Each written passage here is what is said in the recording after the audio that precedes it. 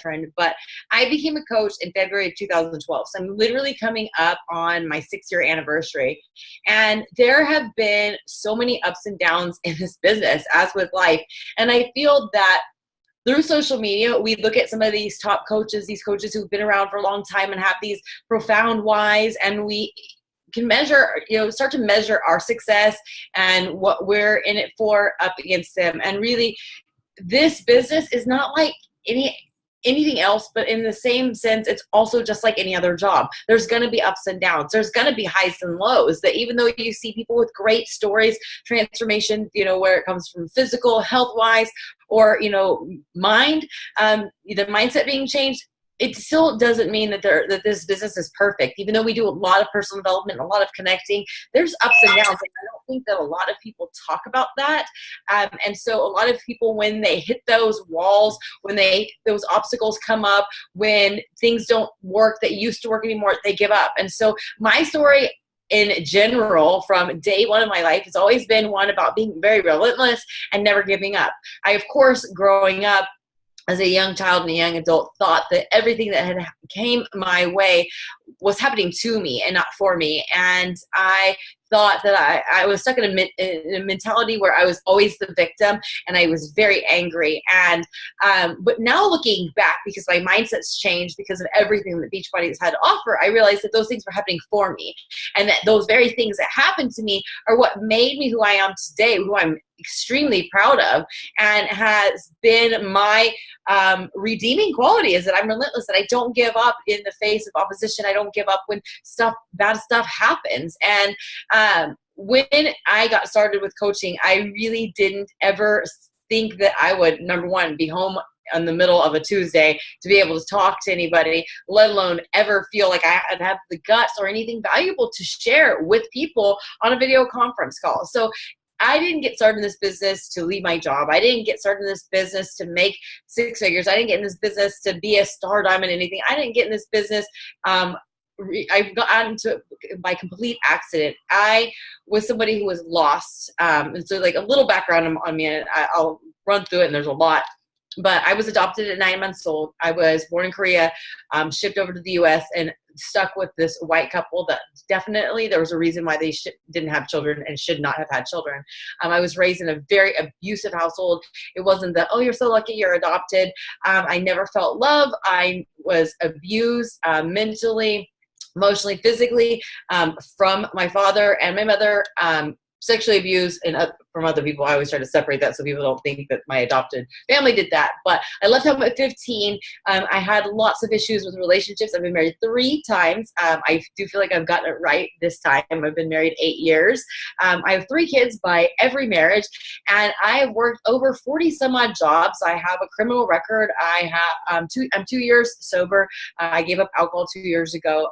But I have a lifelong struggle with drugs, alcohol, nicotine, anything that was consumable, I consumed, and consumed in large quantities, and became addicted to them. So, but it really, looking at all those things, that this Beachbody was exactly what I needed. I needed somebody to give me a family, to give me that unconditional love. I needed somewhere to belong, and I needed some path, some steps, the tools to help me heal and make me feel like I was worthy. I needed to make sure that I had something that was good in my life to get addicted to.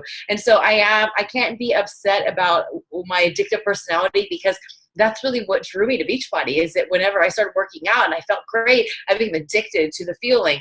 I have become addicted to the camaraderie, to the community, to the leveling up and the positivity. And so I am glad that I'm an all or nothing person, because I've been all Beachbody for 6 years.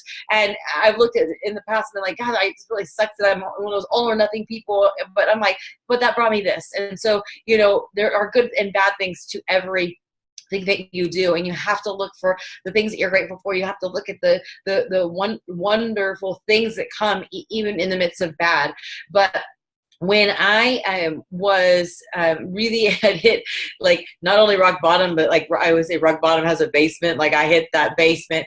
My husband and I were just really destroyed people that when we got together, we had an affair. We got together and we thought like, oh, this is the answer. We leave our crappy relationships with these people.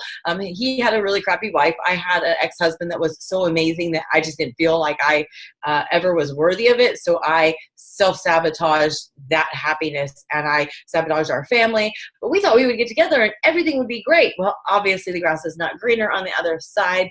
And he was dealing with some major grief and PTSD. I was just dealing with life stacking up on me. And then you take the compounding factor that we made a huge, I'm not going to say mistake because we're deeply in love and we're doing great, but a decision that really affected so many more people than just ourselves in a small town. It was really devastating, but, out of hard-headedness, we stayed together. We, worked it out for the most part. We just went through the motions. We were drinking heavily, recreational drugs, fighting all the time when we weren't drinking.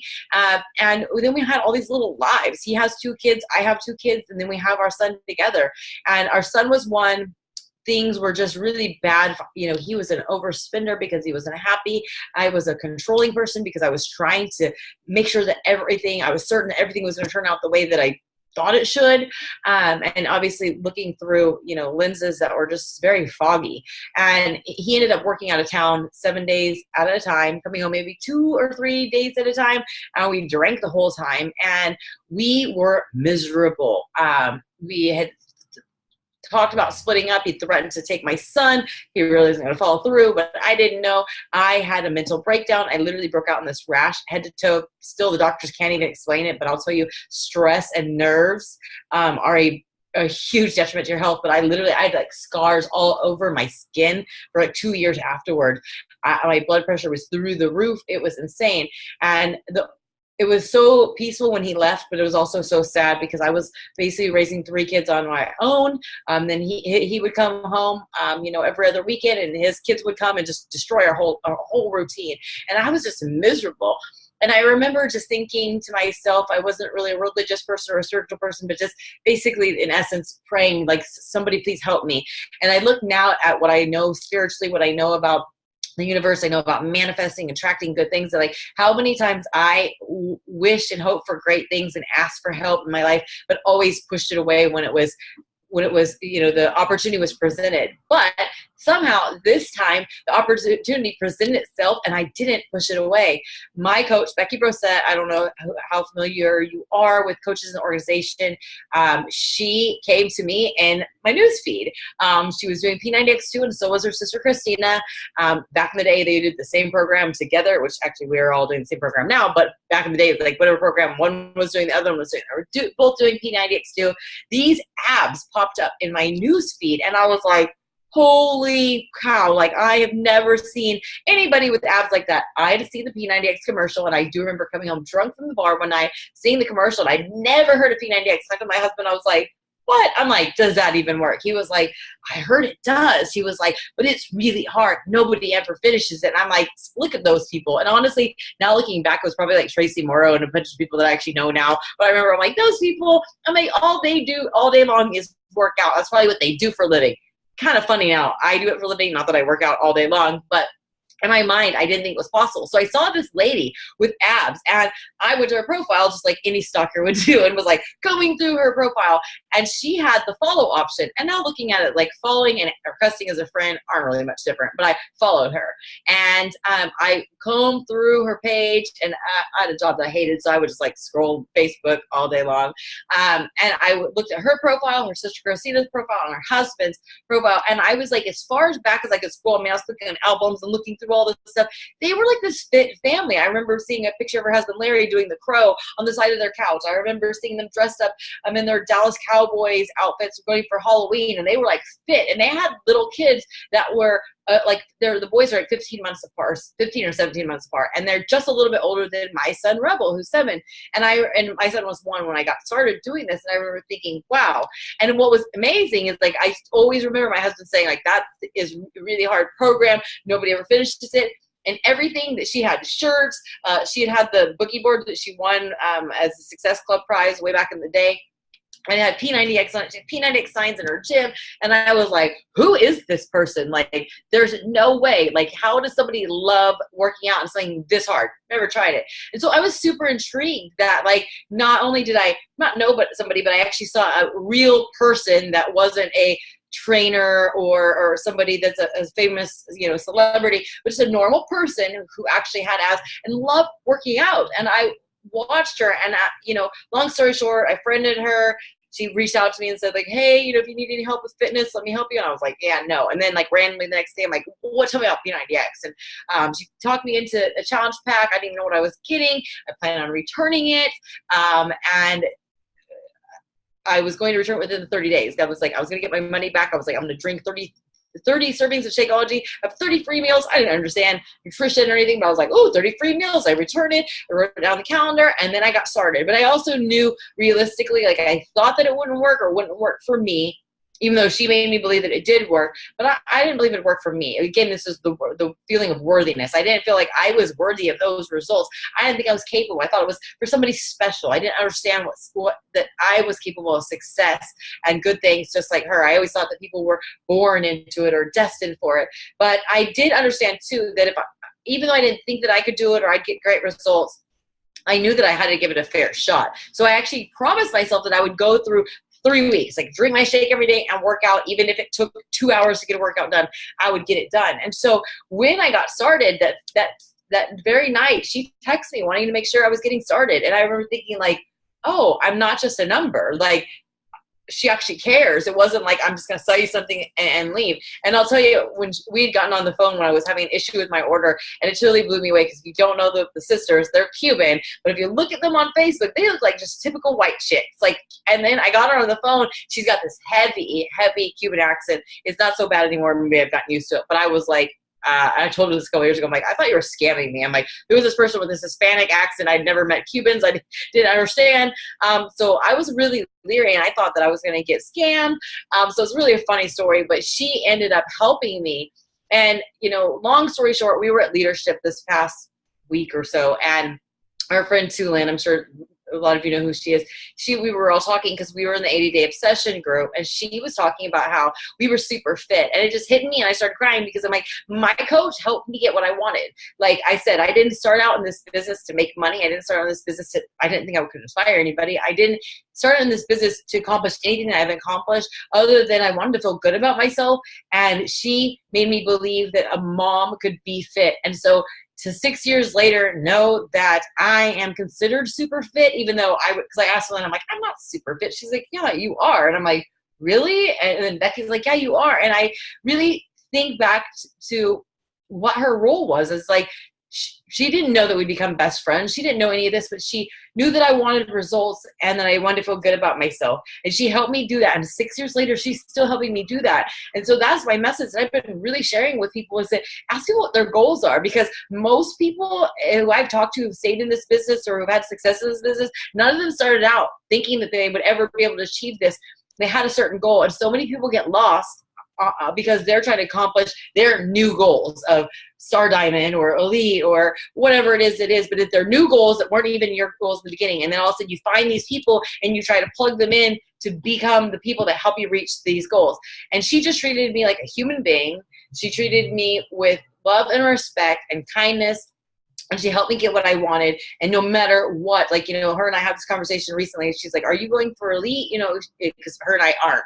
And I was like, no. She's like, you have more points than me. You probably could do this if you want. I said, it's not my goals of this year. It hasn't been important. And she was like, okay, I just wanted to make sure that, if anything changed. I was like, no. And so, but no matter what has happened, because I missed Elite 1 year, and that I'll get to that how that's my comeback. But 2015, I didn't hit Elite, but she stayed on top of me and made sure that when I had a really hard time, that she helped me get back on track. She just finished the Hammer and Chisel test group, and she was helping me get prepared for that and help me get back on track. She didn't say, like, all right, let's get back in the game. Let's figure out how you're going to hit Elite. Let's get you back here, there. It was never about that. It's always been about the results. It's always been about fitness. And she turned me into exactly who I wanted to be and why I sought her out was to become super fit. And the fact that she's never abandoned me when I've been abandoned by so many people is so amazing to me, that she stuck by me for 6 years. And she told me at leadership, I went and stayed with her in May for like a whole week. We were doing the shift shop test group.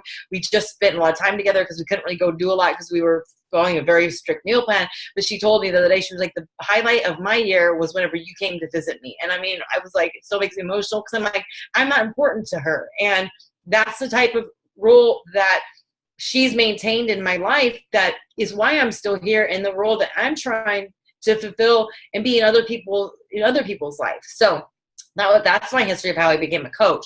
But in 2015, I was a 2-time elite. I was making really good money. But I'll tell you, like, those things didn't make me happy. And I do believe that Beachbody provided the vehicle for me to heal and to figure things out, because they started talking in 2014 about, if you're exhausting your warm market, to reach out to groups, to find things that you have people that are in common with you. So I started typing in like adoptee stuff. And I had earlier that year looked into my adoption, because my adopted parents had sealed records, would never told me anything. And I needed to get a passport to get on the cruise that we were going on it was 2013 I looked for it, sorry, because 2014 was the cruise. So I already started digging into it because my parents would not give me my naturalization papers, so I couldn't get my passport. So I went through this 10-month thing that honestly was all because of Beachbody, because I could have been like, yeah, I'm not going to go because I can't get a passport, because I'd done that before in past trips. But I was like, no, this means something to me. It'd be my second Success Club trip, because everything changed when we went to Disney the year before. And I was like, I want to bring my husband on this. I want to do this, because we were going to go stay with Becky in Miami before we set sail. And so I worked hard for it. So then once I kind of opened that door, I was like, opening doors I'd never even thought about opening. And then 2014 rolled around and they started talking about joining these groups. And so I was like, oh, okay. So I started joining adoptee groups. And boy, it was so therapeutic, because I realized I wasn't the only one out there who had a crappy childhood. I wasn't the only one out there who'd been ridiculed because she didn't fit into an Asian community. She sure didn't fit into a white community. And so I felt great. But when I opened up those doors and I didn't have the right things in place, and then I'll be the first to admit, I stopped doing personal development, because, you get great results from P90X, you get great results from, personal development, and then you're like, oh, I got this. And then you stop doing the stuff that got you there. And then you're like, oh no, I'm 20 pounds overweight again. My mind's all screwed up. That's where I was. So I felt like I was unstoppable. I was successful. I was making good money. People were influenced by me. I felt like my mindset had just, done amazing things. And then I started opening up these doors I wasn't prepared for. Then my husband, you take all these years of stuff happening. He had a major shoulder injury, so his career was. So he's really happy for his wife being successful, but his success is here. That caused a lot of problems. We had teenage kids at the time, stepkids. It was not a pretty thing. The ex-wife was crazy. We just had craziest. And then we started partying again. We had cut alcohol out. Our son was young and we'd gotten really healthy, but then our son was older. We had more flexibility. We started traveling with Beachbody, and we party with everybody. And so that kind of opened up that door. It's like, once you're a partier and you stop, it's one thing if you stop and pull back, but once you open up that door, you go back into that thing. So I thought, oh, I'm partying on these trips. Well, I can party at home. Well, then in your backyard, it becomes very accessible. And so we started partying. And so one thing led to the other, where we had all this just pent up anger, resentment, all these different things. So I didn't think he was pulling his weight, and it ended up in us separating in June of 2015, 2 days after my son's birthday, a month before Summit. And I went to live with a friend that was really causing a lot of issues. And we went to Summit together, even though we were separated. He came back. He ended up getting arrested because he wanted to kill himself. I mean, it was crazy. It was like the most horrific year of my life. And I pretty much just shut down. I stopped working out. Where I was living, it was very difficult to work out. But I mean, I was drinking Shakeology a couple days a week, but I just felt like a failure. My daughters moved in with their father. My son and I were living on an air mattress at our friend's house. My husband was living in our house by himself. He went to jail. He was in therapy. I mean, all these things horrible had happened. And I remember my whole why had been centered around my family. My why had been to make sure that I could come home and be home with my family, which I did. And I still, it's been 4 years now that I've been home with my family, and it fired my boss. And I'm still living off that joy and excitement from that. Like that, I don't think will ever go. I'm so proud of myself. And I still feel so blessed to be home. But my whole life had been surrounded by family. And then I'm like, my daughters live with their father. My family, the only family I'd had, the longest family I'd had, is ripped apart. My husband's cuckoo. I'm cuckoo. Like, I didn't know where to go. And I was so embarrassed. I was so deeply embarrassed. And I knew nobody was judging me, but I also felt like I failed everybody. And that's when Becky reached out to me, and she was like, her husband Larry had kept checking in on me and my husband. So Christina, like, everybody checked in on me. Like, when my husband and I separated, my whole team sent me flowers. Like, they weren't saying congratulations on separating from your husband, but they were just like, we're here for you. And I had been such an amazing coach to them that they all held together. Like, my income never dropped, surprisingly. I had a coach go diamond because there was a team. I mean, literally like 5 coaches from with our organization who I'd become friends with said, drop me in your team page. We'll run your team page. They ran trainings for me. It was insane. And I felt, again, so humbled by it, but also so unworthy. Like, what did I do to deserve this? You know, me being amazing to other people was just normal. Like, I was just a giver. But I remember Becky saying, like, you know, Mindy, we need to get back on track. And so that's what she said. Let's get on this call with Barbie Kalev that they were doing. And I don't even remember what was said, but I just remember being like that was like a game changer. Like, this is where I belong. I was sitting in my car outside my friend's house, listening to it on Zoom. I had my camera off because I was just a mess. And then I went to leadership, even though I didn't feel like I belonged there. And that's when I made this decision that I was going to try to get sober. And everybody super honored me that I was, you know, trying to get sober. They supported me. And then Becky said, well, let's get a plan in place for you to be ready for Hammer and Chisel, because they know that when it launches, it's going to change your life. And so I came back from leadership, and I would already been, you know, working out kind of per her. She told me, like, do 21-day fix extreme, do this. I was down. On the state of the day, I saw that I was down like 13 pounds, like already from September to after leadership. And I was getting prepared. I had something, a vision. I had something to go towards, and I'd been accepted with love and kindness and no judgment from all these people, which is exactly what I would do to anybody else. But it was so amazing to know that I went to leadership. I came back. I made the declaration that I was going to get sober. The next week after leadership, we went to my coach Becky's.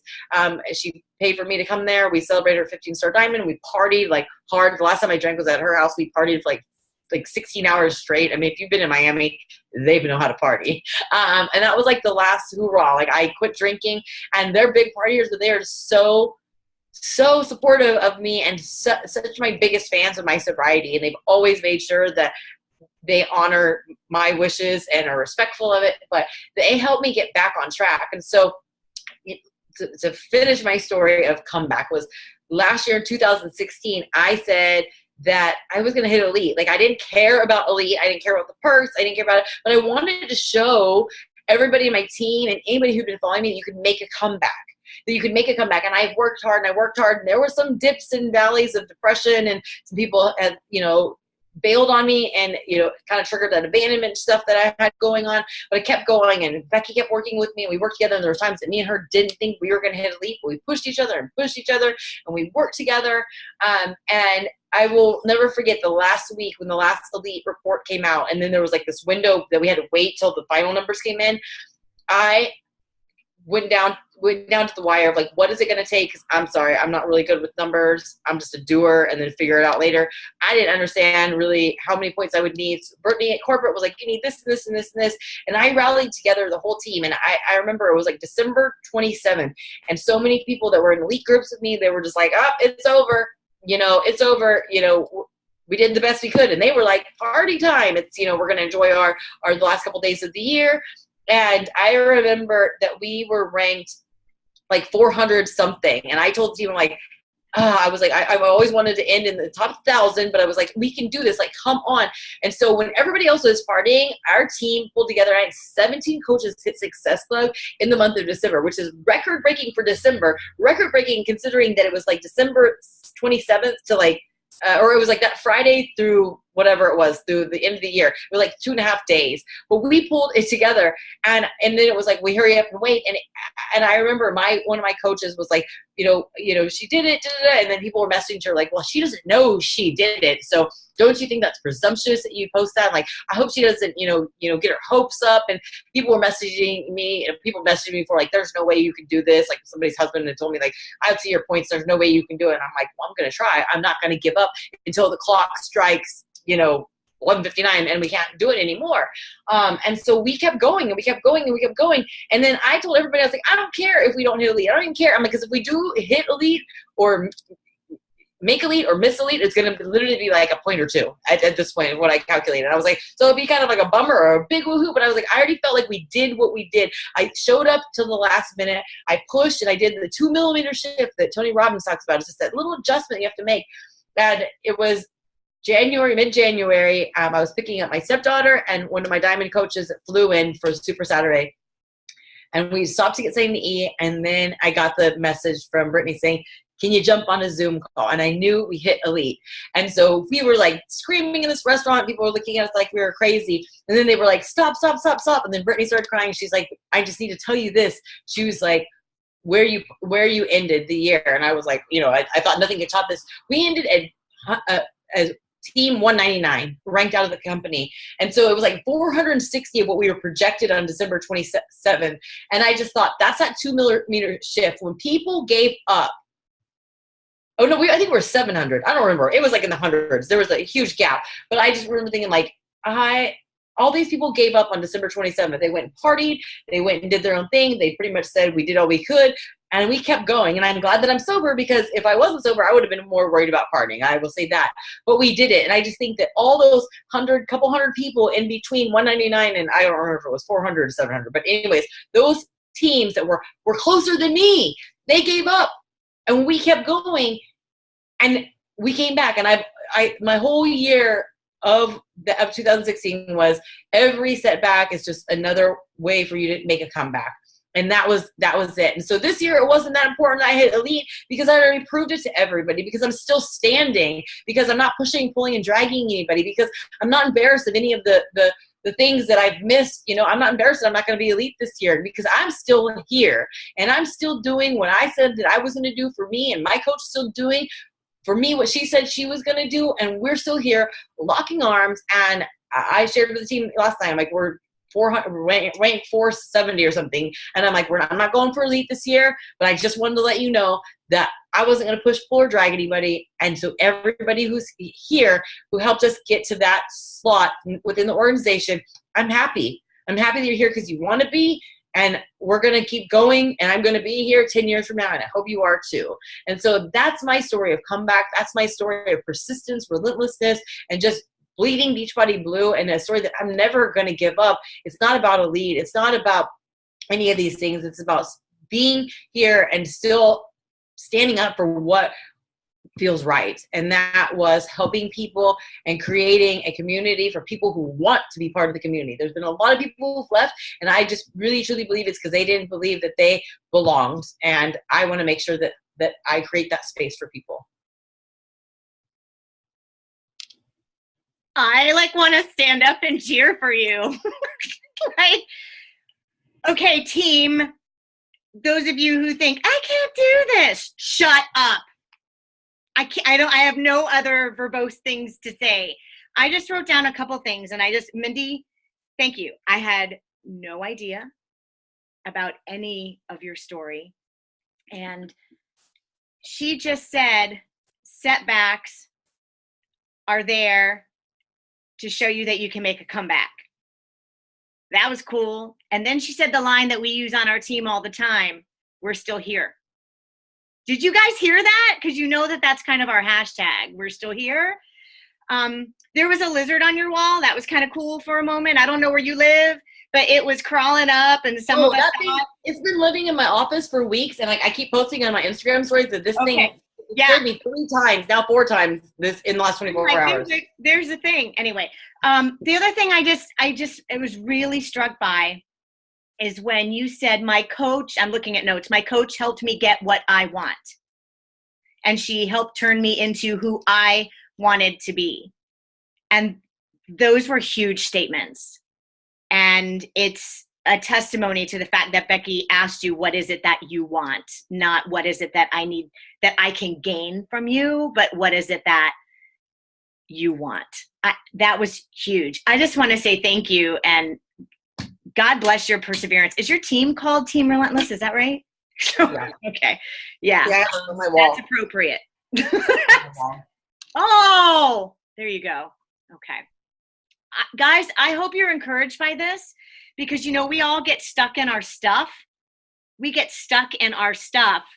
And I think Mindy's story is just a great picture of crawl out of your stuff already. Get out of your stuff. How many times have you gotten out of your stuff, Mindy? More times than there you go. Thank you so much for pumping us up today. I really appreciate it. So very much. It was great to get to know you too. So I don't know who was on the verge of tears a couple times, because I was yeah, okay. Because if you weren't, then you were not listening. That's all I'm saying. So. Thank you very much. I'm going to let my team go, because I try to keep them on 30 minutes and then tell them to go to work and apply what they just learned. But I appreciate you very, very much. My heart is very full right now. So, thank you. Thank you. I appreciate it. Thanks for letting me speak to you guys. Bye. Thanks for being here. Take care.